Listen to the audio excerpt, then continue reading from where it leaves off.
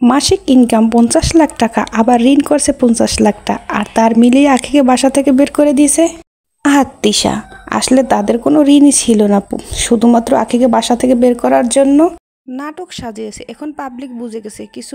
বিস্তারিত জানতে হলে পুরো ভিডিও না টেনে আমাদের সঙ্গে থাকুন।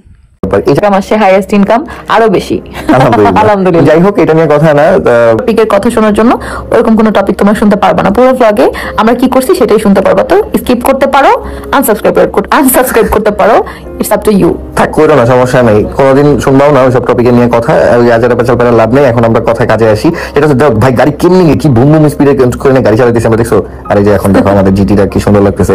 এই জায়গাটায় বাই মিস্টেক আরেকটা 50 লাখ টাকার ঋণ যদি মানুষের হয় তাহলে বুঝতে হবে ইনকাম অবশ্যই বেশি ছিল, যার জন্য এই ঋণ করার সাহসও সে পাইছে। আর একটা সিম্পল ব্যাপার হচ্ছে, এই যে আমি তোমাদেরকে একটা কথা বলি, এই যে ঘোড়াটা দেখতেছো, ঘোড়াটা খুব সিম্পল কথা বলি। 50 লাখ টাকা ঋণ বলতে কি তোমরা এটা বুঝতে পারছো যে আমরা মানুষের থেকে ধার করছি জীবনে?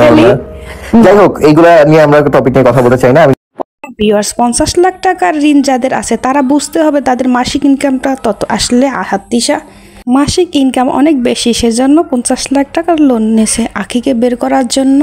এটা তাদের একটা প্ল্যান ছিল। এগুলো তাদের কথা শুনলেই বোঝা যাচ্ছে আখিকে বাসা থেকে বের করার। ভিডিওগুলো না দেখলে পাবলিক বুঝতে পারতো না। মাসে হাইয়েস্ট ইনকাম আরো বেশি, আলহামদুলিল্লাহ। যাই হোক, এটা নিয়ে কথা না, 50 লাখ টাকার ঋণ যদি মানুষের হয় তাহলে বুঝতে হবে ইনকাম অবশ্যই বেশি ছিল, যার জন্য এই ঋণ করার সাহসও সে পাইছে। আর একটা সিম্পল ব্যাপার হচ্ছে, এই যে আমি তোমাদেরকে একটা কথা বলি, এই যে ঘোড়াটা দেখতেছো, ঘোড়াটা খুব সিম্পল কথা বলি। 50 লাখ টাকা ঋণ বলতে কি তোমরা এটা বুঝতে পারছো যে আমরা মানুষের থেকে ধার করছি জীবনে? হ্যাঁ ভিউয়ার্স, ভিডিওটা কেমন লাগলো অবশ্যই আপনার মতামত জানাতে ভুলবেন না।